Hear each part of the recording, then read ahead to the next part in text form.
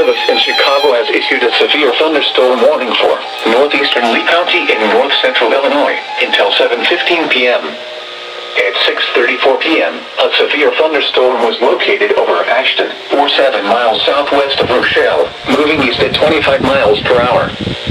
Hazard, 16 miles per hour wind gusts and quarter-size hail. Source, radar indicated. Impact, hail damage to vehicles is expected. Expect wind damage to roofs, siding, and trees. Locations impacted include Lee and Stewart. For your protection, move to an interior room on the lowest floor of a building.